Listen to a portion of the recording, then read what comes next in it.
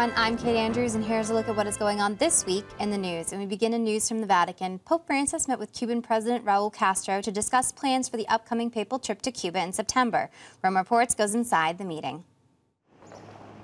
On Sunday morning at 9:30 a.m., Cuban leader Raul Castro visited Pope Francis in the Vatican.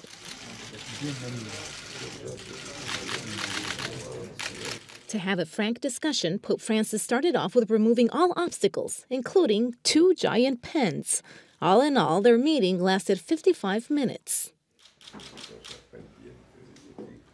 Throughout his visit, the Cuban president thanked the Pope for helping ease the ties between the U.S. and Cuba. He also said the island is looking forward to his visit in the month of September. As a gift, Castro gave the Pope one of 25 silver medals minted to mark 200 years of Havana's cathedral. In light of the Pope's support towards immigrants, Castro also gave him this painting with cross-shaped boats, with an immigrant praying before them. In return, the Pope gave him a medallion of Saint Martin, a saint who is traditionally known for offering his coat to the needy, an example the Pope wanted to emphasize. And this is how their conversation concluded.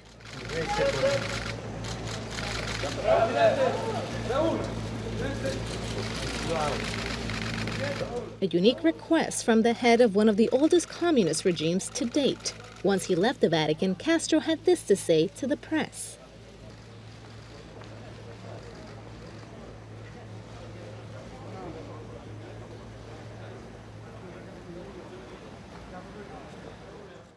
In the coming weeks, the Vatican is expected to publish the Pope's schedule during his visit to Cuba in the month of September.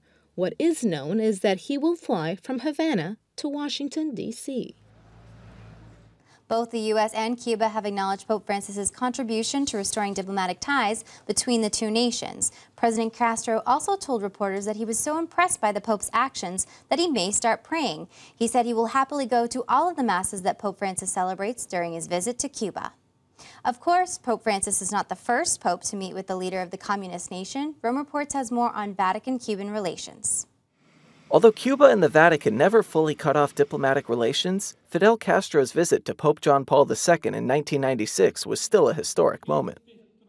2 years later, in January 1998, the dictator greeted the Pope at the Havana airport, marking the start of a 5-day stay at the island.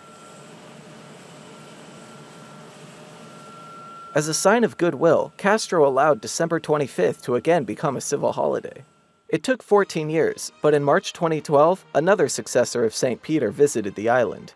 That time, it was Fidel's brother, Raul, who waited on the tarmac.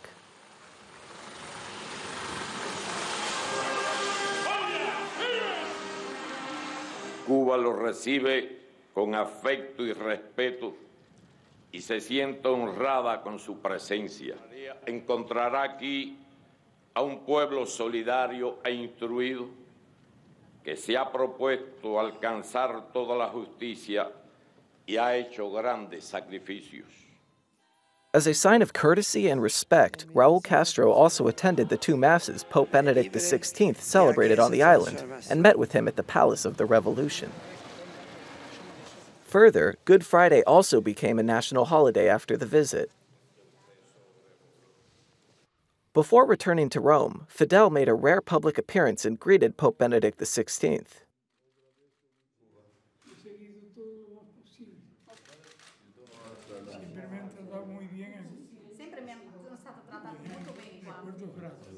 During their encounter, Fidel asked the Pope to recommend some books for him, and the Pope sent him several. In news from around the world, a new report on the Muslim militant group Boko Haram reveals that 5,000 Catholics have been killed in one diocese in Nigeria alone. The situation report on the activities of Boko Haram in the Catholic Diocese of Medjugorje shows that another 100,000 Catholics have been displaced. There are now about 7,000 widows and nearly 10,000 orphan children in the diocese. More than 350 churches have been the targets of terror attacks. Aid to the Church in Need, a charity set up to aid persecuted Christians, said that 22 parish centers and chaplaincies have been deserted and taken over by Boko Haram. It said 32 church-run primary schools have been deserted, and 4 of the diocese's 5 convents are closed. And finally in the news, Pope Francis prayed the Angelus over a crowded St. Peter's Square on Mother's Day. In his remarks, His Holiness had a special message for mothers. Rome Reports has more. Pope Francis took time to pay tribute to mothers with a special message. Ora mi rivolgo alle mamme che stanno qui in piazza. Ce ne sono? Sì? Ce ne sono mamme? Un applauso per loro, per le mamme che sono in piazza.